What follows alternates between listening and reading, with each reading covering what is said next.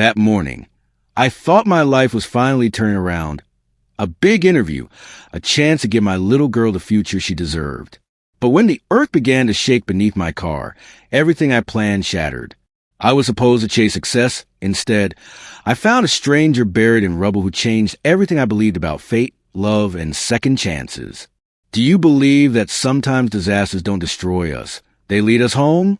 If yes, like this video and share your thoughts in the comments. The alarm buzzed before the sun came up. I didn't even need it. I'd been awake for half an hour, staring at the ceiling, counting the cracks that spread like tiny maps of every mistake I'd ever made. Big day, I whispered to myself, rubbing my face. My chest felt tight, that strange mix of hope and fear that always came before something important.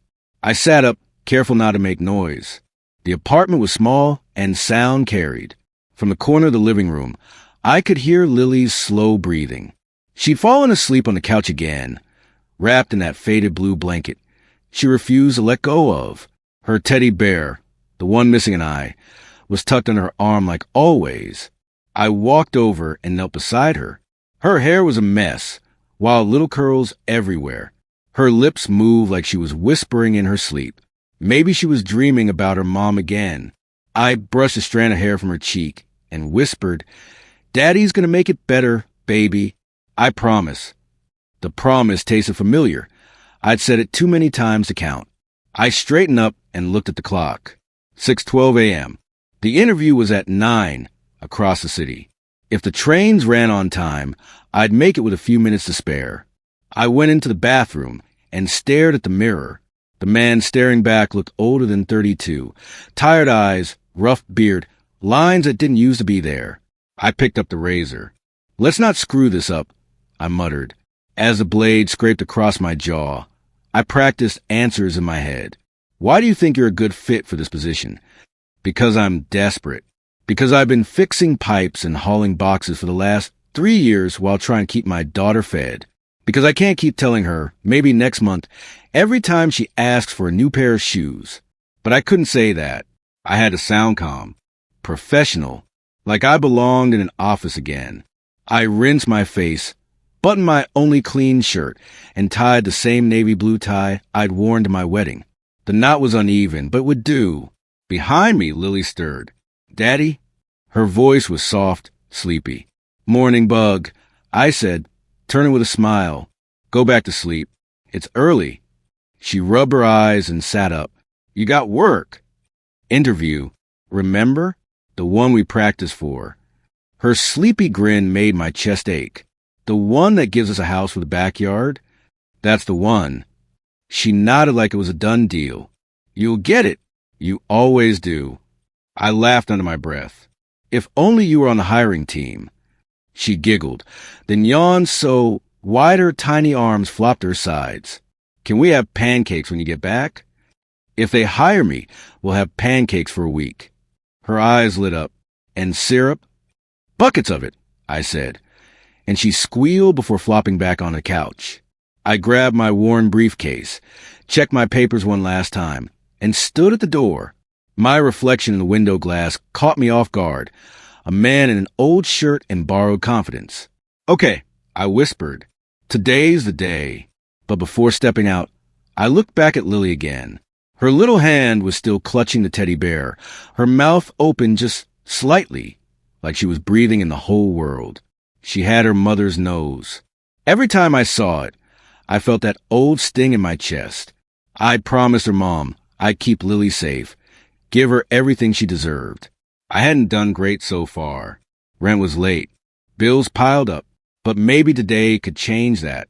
Maybe today I'd finally start keeping that promise. My phone buzzed. A message from my buddy, Eric. "You got this, man. Don't overthink it." I typed back, trying not to, "Thanks."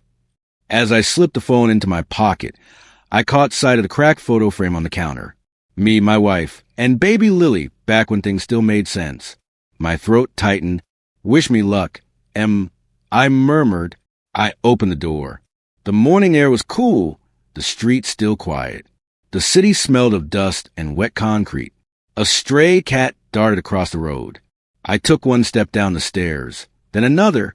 Halfway to the car, I stopped and looked back up at our window. The curtain moved, Lily's tiny hand waving at me through the glass. I waved back, grinning. I'll be home before dinner. I called. She pressed her face to the window. Good luck, Daddy.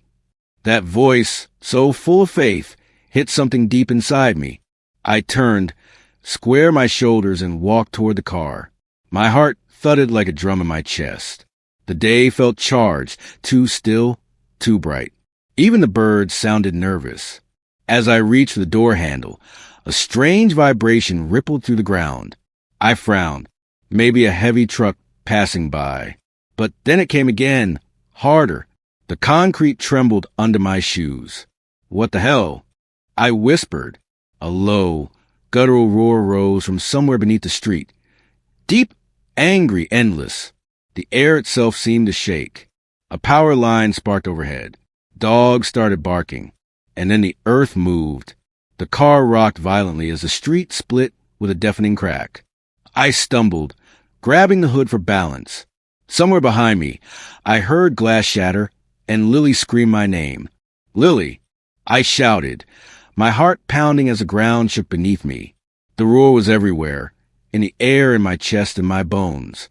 I sprinted back toward the building, but the staircase I just walked down cracked open like someone had ripped the world in half. Dust exploded into the air. Windows shattered above me. Daddy! Her voice came faint and terrified from inside the apartment. Stay under the table. I yelled, even though my voice broke halfway through. The shaking threw me against a wall. My shoulder slammed hard. Pain shot down my arm. The car alarm blared. Then, just as suddenly, silence. I forced myself upright. My hands were trembling. The entire street looked like a war zone. Broken glass, fallen bricks, a power pole hanging by its wires. I took one step toward the building when a neighbor's door burst open.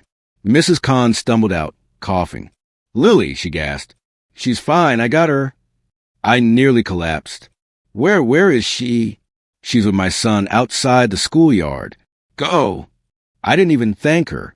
I just ran. My chest ached with every breath, but the thought of Lily's face kept me moving. I found her 2 blocks away, clutching Mrs. Kahn's teenage boy, crying but alive.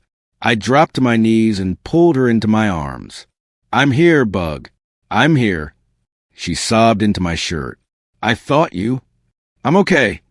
My voice cracked. I'm okay. People were screaming, running. Sirens started echoing in the distance. A building at the corner collapsed, sending up a thick cloud of gray dust that swallowed the sunlight. Stay with them. I told Lily, don't move till I come back. Her wet eyes widened. Where are you going? There are people trapped? I said, already stepping back. I'll be right there. She shook her head. Daddy, no, please. I crouched, cupping her cheeks. You remember what Mommy used to say? If we can help, we help.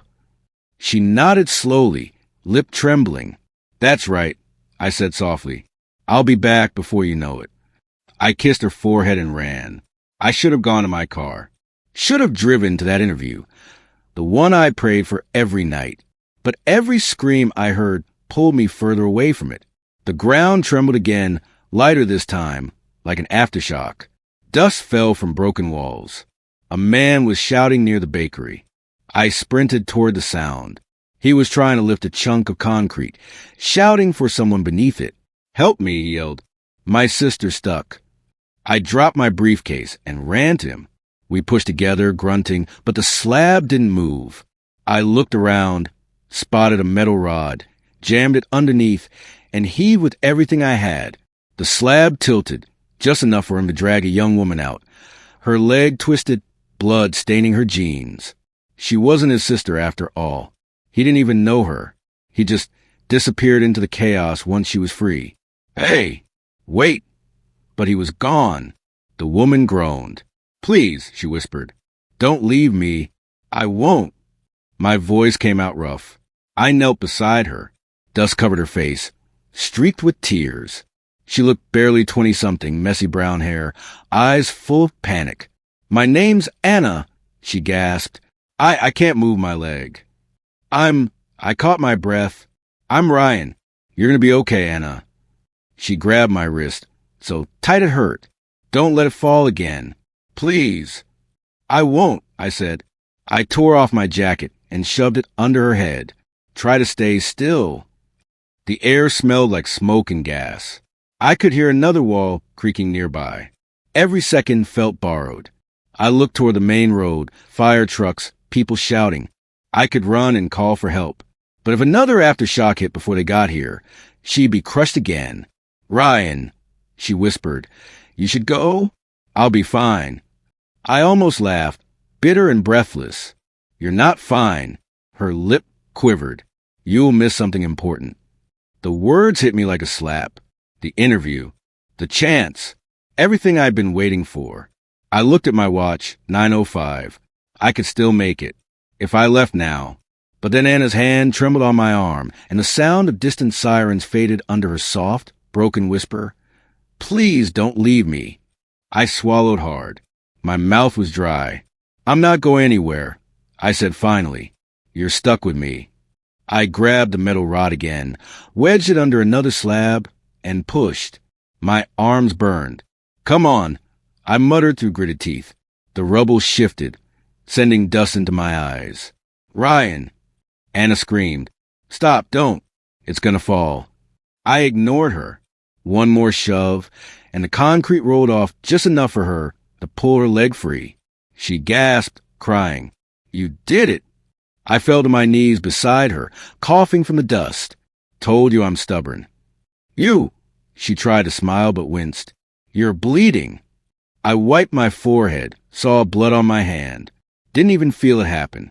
It's nothing, I said, forcing a grin. Can you move? She tried, then shook her head. I think it's broken.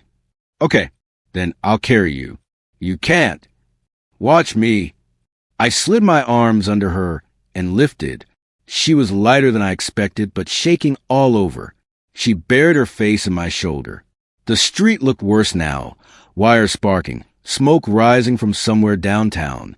I limped toward the open road, praying the aftershocks would stop. My breath came ragged. Every step felt like fire in my leg. Why are you doing this? She whispered. Because I couldn't live with myself if I didn't. As we reached the corner, another tremor hit. The ground tilted. A signboard crashed inches away. I shielded her head and pressed against the wall until it passed. When it finally stopped, she was crying into my shirt. I looked at the ruined skyline.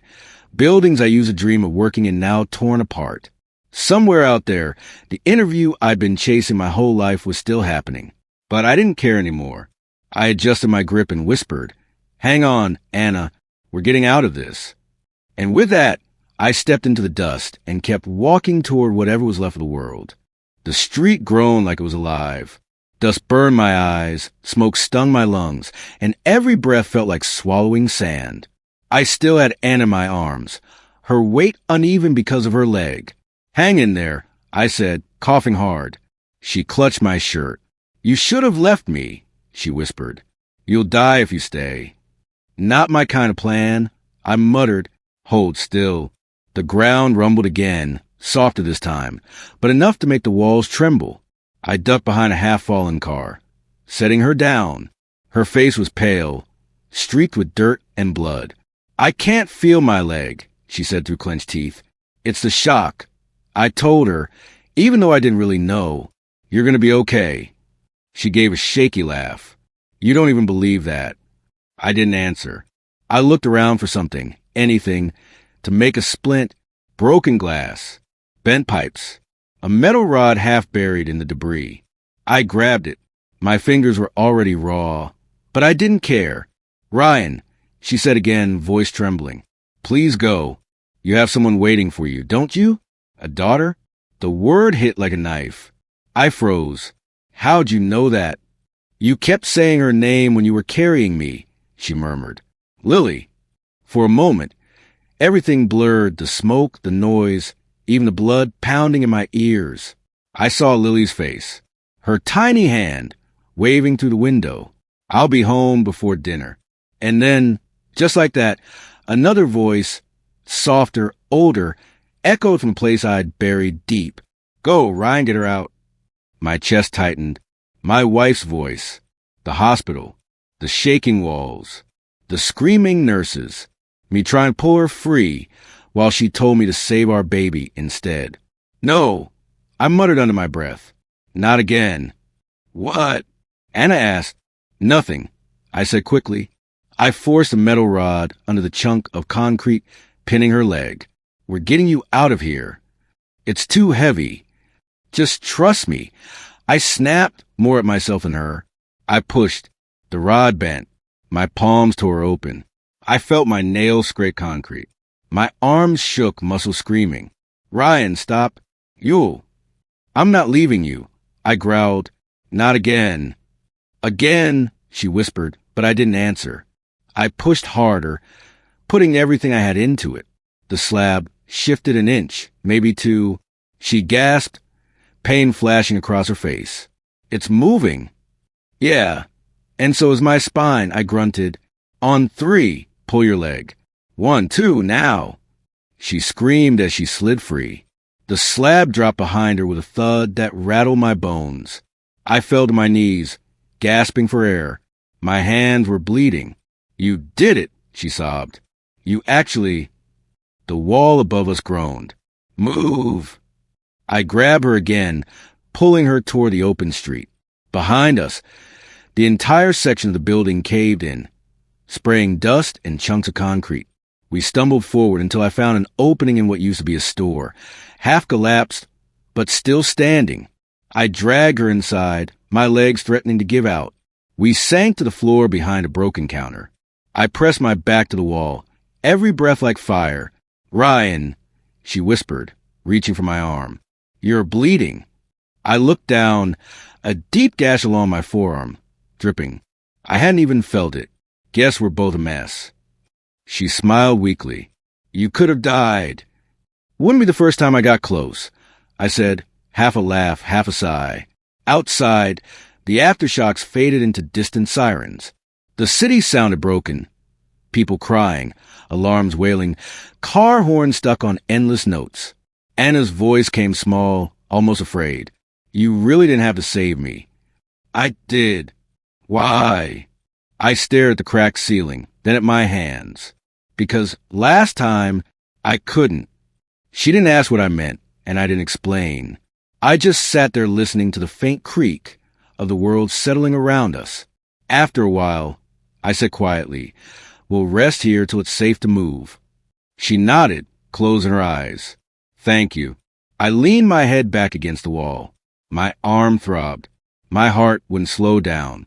I could still hear my wife's voice, the same words echoing through the noise in my head. Save her, Ryan. I looked at Anna, bruised, shaking alive. Yeah, I whispered. I did. Outside, another rumble rolled through the city, and the ceiling above us cracked. Stay down, I said quickly. She grabbed my hand this time, gripping hard. Don't let go. I won't, I said, tightening my hold as dust rained down. Not this time. The walls groaned again, but I wasn't moving. Not until I was sure she'd make it out of this alive. The air tasted like dust and fear. My lungs burned every time I tried to take a full breath. The last thing I remember before the darkness swallowed us was the deafening crack of collapsing steel and Anna's scream. Anna? My voice rasped, dry and hoarse. I reached through the dark until my hand brushed her arm, warm, trembling, alive. I'm here, she whispered, her voice small but steady. I can't move my leg. I fumbled for my phone. Dead. Of course. My only light. Gone. I cursed under my breath and forced myself to stay calm. Panic would kill us faster than the rubble. Okay, don't move too much. Just talk to me. I can't feel my foot, she said. Do you think it's broken? I hesitated, then pressed gently along her shin. She winced hard. Yeah, I murmured. It's broken. Silence stretched between us. Heavy, like the air itself was waiting for something worse. Somewhere above us, debris shifted. A small cloud of dust rained down. I swallowed hard. We're buried, but we're breathing. That means there's still a way out. You really think so? I have to, I said quietly. My little girl's waiting for me. Your daughter? Lily. She's 7. Probably at school right now. My throat tightened. God, I hope she's safe. Anna's breathing slowed. You sound like a good dad. I'm trying to be, I whispered, but it feels like I keep failing her. I shifted closer, feeling around the space. My hand found a torn piece of my jacket. I ripped it, folded it tight, and pressed it against her bleeding leg. She groaned. That hurts. I know. I'm sorry. Just hang on. We sat in the dark. The air grew thick with dust and the smell of concrete and iron. Somewhere, faint creaks echoed through the wreckage, reminders that everything above us could come down again any second. Tell me about her, Anna said after a long pause. What? Your daughter. Tell me something good. Something to think about besides this. I smiled faintly, though she couldn't see it. She thinks pancakes can fix everything. Every bad day starts with her saying, It's okay, Daddy, we can just make pancakes. Anna gave a small laugh that cracked halfway through. That's adorable. She leaves her socks everywhere, talks to her teddy bear like it's a real person. And every night, she makes me promise that tomorrow will be better. Does it help? Most days, I admit it, but today, I broke that promise. Anna was quiet for a long time. Then she said softly, You didn't choose this. You saved me instead. Her words hit deep. That doesn't stop the guilt. I was supposed to be at that interview. It was supposed to change everything for us. A steady income. A home we could stay in longer than 6 months. But I saw you there and I just couldn't leave. Yeah. The darkness pressed closer, but her voice made it bearable. I could hear her breathing, slow and uneven. I pulled my jacket tighter around her to keep her warm. You're shaking, she murmured. It's fine, I lied. Just cold. You're bleeding too, she said. I can smell it. I exhaled a laugh that wasn't really a laugh. Guess we're both falling apart. Another aftershock rippled through the ground. The wall beside us groaned. I threw my arm around her, shielded her head as dust filled the air again. Don't move, I whispered. It'll pass. It did, but it left behind an eerie stillness. I hate silence, Anna muttered. Makes it feel like the world really ended. Then we'll keep talking. She nodded faintly.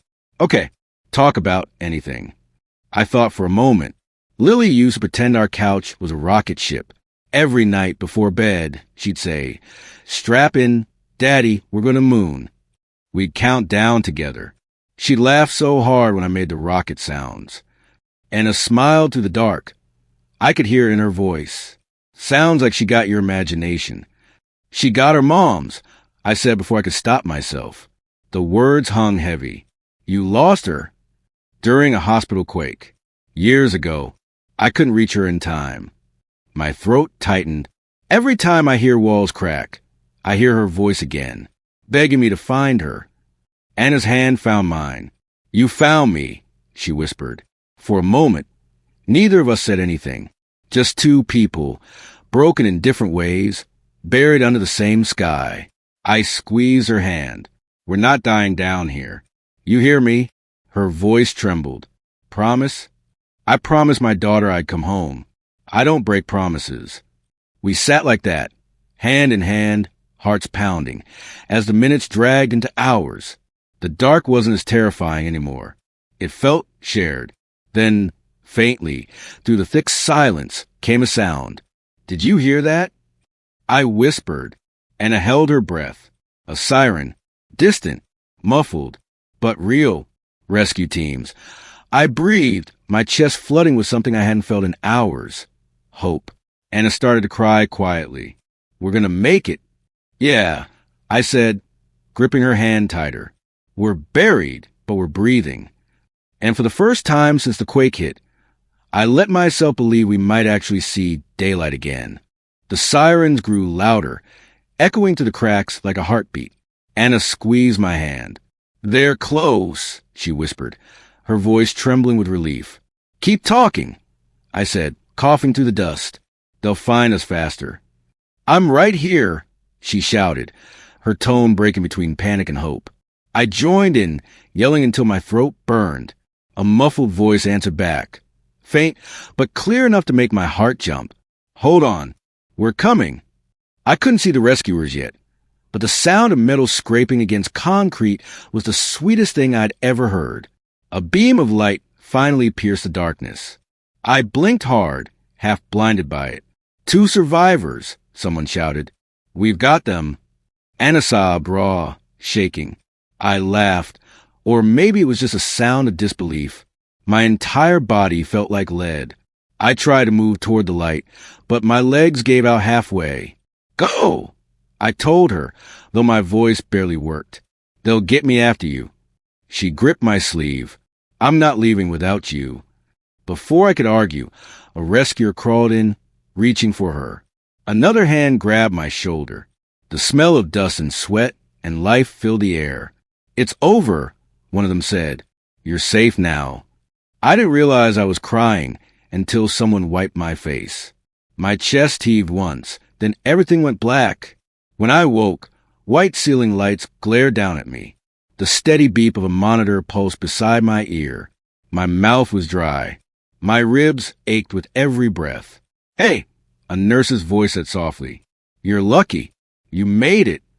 I swallowed hard. Anna, she's here too. Stable. Broken leg, but she'll recover. And my daughter. Your name's on the emergency list. The school contacted us. Lily's safe. Her teacher got the class outside before the quake hit. I exhaled so, sharply hurt. My entire body loosened like I'd been holding my breath for hours. Thank God. The nurse smiled. You can call her soon.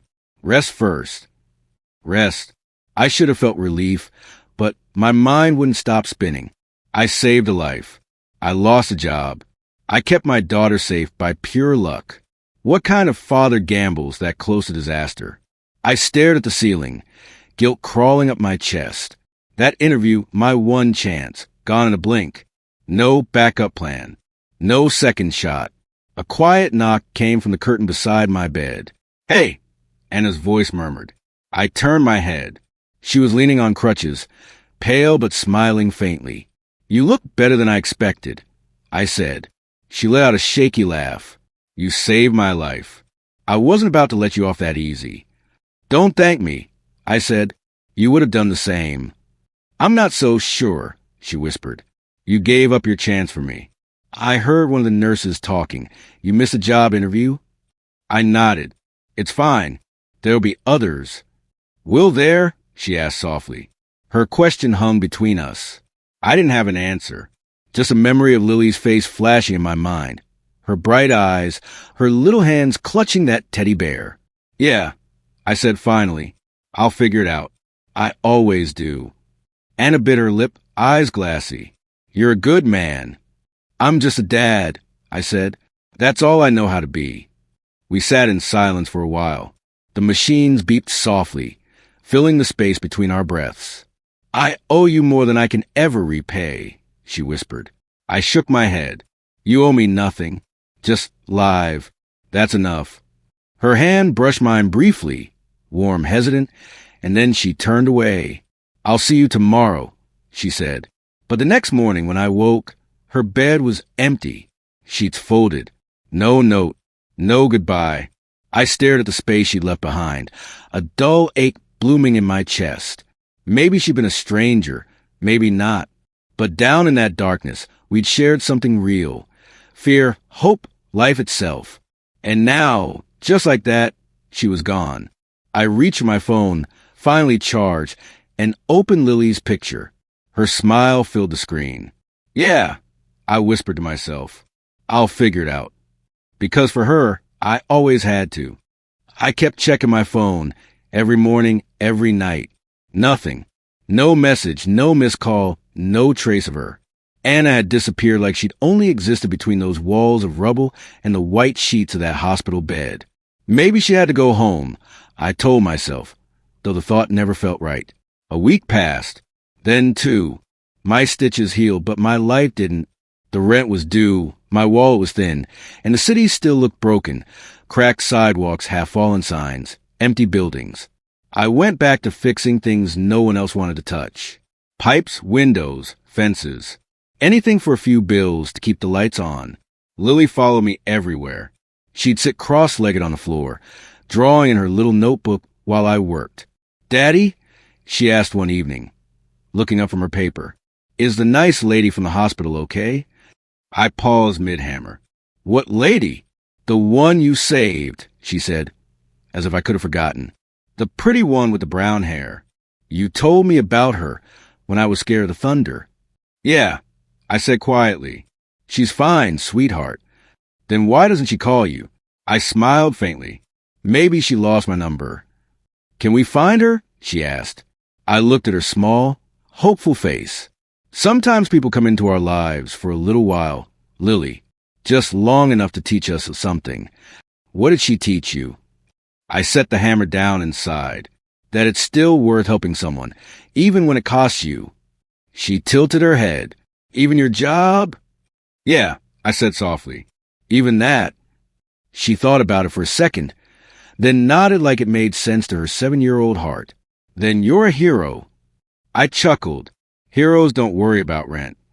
But she grinned and went back to her drawing, humming quietly. That night, after she fell asleep, I sat by the window, looking out at the flickering streetlights. My phone lay on the table, cracked, scratched, still silent. Part of me felt foolish for expecting anything. People vanish. Life moves on. And men like me, we just patch the pieces and keep going. The next afternoon, I was fixing a leaking sink at an old diner when my phone buzzed. Unknown number. "Hello, Mr. Carter?" The voice was calm, professional. "A woman. This is Helen from Halstead Industries. We came across your application for the mechanical supervisor position." I frowned. "That's strange. I never applied there." "There might be a mix-up," she said, a hint of a smile in her tone. "But our HR director was very insistent we contact you. Would you be available for an interview tomorrow morning?" I hesitated. "I think you might have the wrong guy." "Are you Ryan Carter?" "Yes." "Then we have the right one." I glanced around the diner, peeling wallpaper, the smell of burnt oil, the sink dripping like a clock I couldn't fix. "What kind of job is this?" I asked slowly. "Maintenance and safety operations," she said. "Full-time, benefits included." I almost laughed. "Sounds too good to be real." "I assure you it's very real," she said gently. "We'll send a car to pick you up at 9. I wanted to say no. I wanted to tell her I'd stopped believing in lucky breaks. But something in her voice, calm, certain, made me pause. "All right," I said finally. 9 it is." After the call, I just stood there, staring at the phone. My reflection looked back at me in the dark screen. Tired eyes, faint stubble, a man who'd been through too much in too little time. Lily came running in, her hands covered in crayon. "Who was that?" "Someone from a company." I said, "They want to talk to me about a job." Her eyes widened. "Like the one you lost?" I smiled faintly. "Maybe even better." "Then you got her with a blue shirt," she said matter-of-factly. "It makes you look brave." I laughed. "Brave, huh?" "Yeah, like when you saved a lady." I ruffled her hair. "All right, blue shirt it is." She giggled and ran off. When she was gone, I sat back down, the phone still in my hand. Who were these people? Why now? Something about the timing felt strange, like the universe was making up for something it had taken. Or maybe someone was... I looked out the window again. The sky was bruised pink with the evening light, quiet after the storm. "Where did you go, Anna?" I whispered. No answer, just the faint hum of the city trying to heal. But somewhere deep down I felt it. This wasn't over. Not by a long shot. The car pulled up in front of a glass tower that looked nothing like the world I belonged to. I stepped out slowly, tugging at my one good shirt. The blue one Lily said made me look brave. My reflection in the building's windows looked nervous, small. "Mr. Carter?" The receptionist greeted me with a bright smile as soon as I entered. "They've been expecting you." "Top floor." "Top floor?" I asked, frowning. "That's gotta be a mistake." "No mistake," she said, pressing the elevator button. The ride up felt endless. My palms were sweating. I rehearsed a dozen ways to sound like I belonged there. None of them felt right. When the doors opened, I was met with polished marble floors, modern furniture, and a quiet hum of air conditioning that smelled faintly like money. A young assistant led me into a wide conference room with floor-to-ceiling windows. The light was blinding. The city spread below like a model. "Please have a seat," he said. "The director will be here shortly." I nodded, trying not to touch anything that looked expensive. My heart pounded so hard I could hear it, and then I heard the door open. "Mr. Carter," a calm, familiar voice said. I turned and froze. Anna stood at the head of the table, dressed in a pale gray suit, hair tied neatly, confidence radiating off her like light. Her eyes softened the instant she saw me. My throat went dry. "You gotta be kidding me." She smiled faintly. "I told you I'd see you again."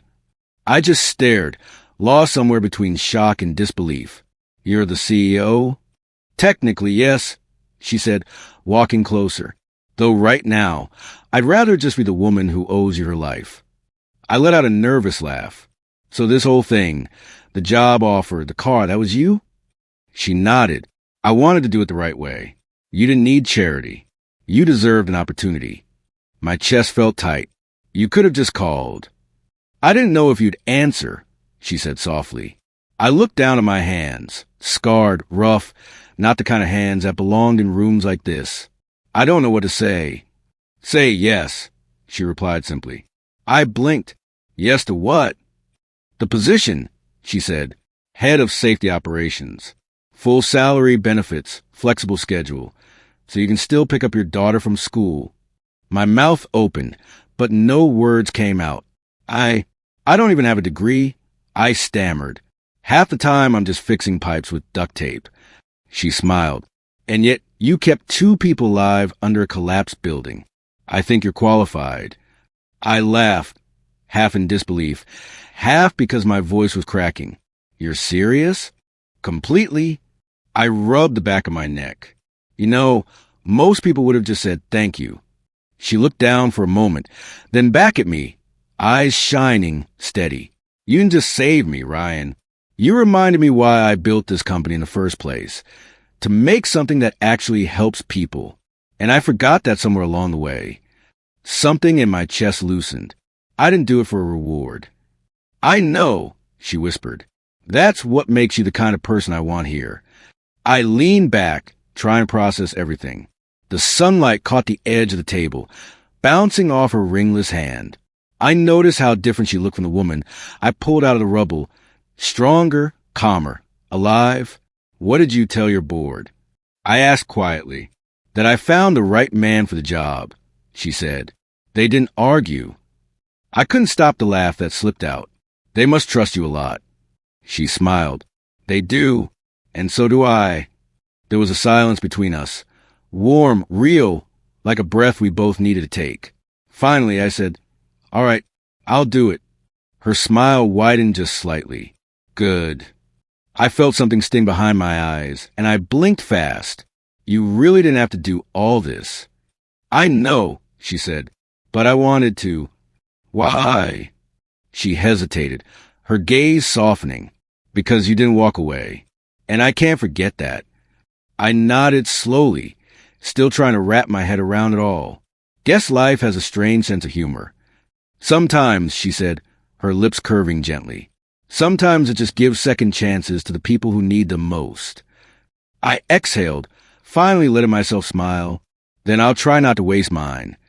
"You won't," she said confidently. "I've seen what you're capable of when everything's falling apart. Imagine what you'll do when things start to rebuild." The assistant came back with some papers for me to sign. I picked up the pen, my hand trembling slightly as I wrote my name. When it was done, I looked up at her. "So when do I start?" She grinned. "You just did." I laughed, really laughed this time. It felt strange, but good. As I left the room, I glanced back once. Anna was still standing there, watching me with that same faint smile. There was something in her eyes, gratitude, maybe something more, but I didn't dare name it. All I knew was that for the first time in a long time, my life didn't feel like it was crumbling. It felt like it was beginning again. It's strange how silence feels different when it's not empty anymore. Months ago, it used to echo, a reminder of everything I'd lost. Now, it hums softly in the background of early mornings, blending with the smell of coffee and Lily's laughter as she runs down the hall before school. "Dad, guess what?" she says, sliding into the kitchen with her socks half off. "Anna's coming today." I look up from my laptop. "She told you that?" "She promised. She said she'd help me finish the cardboard city project." Lily beams, clutching a roll of tape like it's treasure. I smile, though a familiar ache tugs at my chest. "You really like her, huh?" "She listens," Lily says simply. Like, really listens. Not just, sure, like you do sometimes. I laugh quietly. Guilty. When Lily leaves for school, the apartment feels lighter than it used to. The walls are the same, the peeling paint's still there, but the air's different, not heavy, not suffocating. I've been working at Anna's company for nearly 4 months now. A full-time position. Benefits. Stability. Words that used to feel like fiction. Still, I can't shake the quiet fear that one wrong move could send it all crumbling again. I keep replaying the day I first saw her sitting at that long table. Calm, graceful, eyes full of something deeper than gratitude. That moment still feels like a dream I wasn't supposed to wake up from. At 5 p.m., the knock comes, light but certain. "Come in," I call. Anna steps inside, sunlight catching the soft gold of her hair. She's dressed casually today, jeans, white shirt, her sleeves rolled up. No boardroom, no titles, just Anna. "Hey," I say, my voice warmer than I intend. She smiles. "Hey yourself. I brought snacks for the architect." She's been waiting all day. I reply, nodding toward the pile of cardboard on the floor. Lily bursts out of her room. "Anna!" She runs straight into her arms, nearly knocking her over. Anna laughs, really laughs, the kind that reaches her eyes. "Whoa, easy there, future engineer." I watch them, something quiet and heavy swelling in my chest. It's not love, not yet, but it's something dangerously close. They start cutting and taping, arguing playfully about whether the cardboard bridge should have lights like in Paris. I just sit nearby, pretending to sort through paperwork, when in truth, I'm watching the two people who somehow became the center of my world. After a while, Anna looks over. "You've been quiet tonight." I shrug, just tired. "From carrying the world again?" she asks softly. The way she says it, gentle, knowing, makes me look up. I used to think that's what being a good dad meant. Carrying everything, not showing cracks. She studies me for a long second. And now I think it means letting someone else help when your hands are full. Her eyes soften. "That's hard for you, isn't it?" "Harder than I'd like to admit." Lily interrupts with a proud "Tada," holding up the crooked cardboard city. We clap like it's a masterpiece. She grins so wide it hurts to look at her, because for a long time, I didn't think I'd see that light again. When Lily goes to brush her teeth, the apartment falls into that gentle evening stillness again. Anna leans against the counter, watching the city of cardboard under the warm lamplight. "I never told you," she says quietly, "but when you carried me through that wreckage, I'd never felt safer in my life." The words hit like a soft punch to the ribs. I open my mouth, but nothing comes out. She looks down, fidgeting with her bracelet. I thought about that moment for weeks. I was terrified, and then I saw your face. You didn't even know me, but you held on like my life mattered. I swallow hard. It did. Her eyes meet mine. So did yours. For a second, time just stops. The sound of Lily's humming drifts from the bathroom. The air feels thick with something fragile, something neither of us is ready to name. "I don't know what this is," I say, quietly, "but I don't want to mess it up." "Then don't," she whispers. Lily returns, toothbrush foam still on her chin. "Dad," she says, grabbing Anna's hand, "can we keep her?" Anna laughs, and I do too, though my throat burns. She's not a puppy, sweetheart. I know, Lily says. She's our lucky star. Anna freezes, eyes shining. I reach out, brushing a strand of hair behind Lily's ear. That's a pretty good name, I say softly. And in that moment, standing in a half-lit room, surrounded by cardboard towers, laughter, and the faint smell of glue, I realize something. Healing doesn't mean forgetting the wreckage. It means learning to build again, slowly, with shaking hands, beside someone who isn't afraid of the ruins. And maybe, just maybe this time, I won't be afraid either. The morning air feels different today. Heavy, quiet, like the world's holding its breath again. 1 year. I can't believe it's been a year. Lily sits in the back seat, humming softly as she clutches a small white daisy. Anna's beside me, her hand resting near the gear shift, close enough that our fingers almost touch. Neither of us speaks much. There's a strange kind of understanding in silence, the kind you only share with people who've seen your world fall apart and help you rebuild it. As the car pulls into the memorial site, my stomach knots. The same mountain road, the same valley. Only now, where rubble once stood, there's a polished stone wall etched with names. A breeze carries a faint sound of wind, chimes someone must have hung nearby. They tinkle like ghosts whispering softly. Dad, Lily says, pointing, is that where you found Anna? Yeah, I whisper. My voice almost disappears in the wind. Right around there.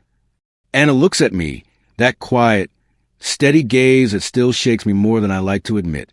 You sure you're okay? She asks. I don't know, I admit, but I need to be here. We step out. The ground crunches under our shoes.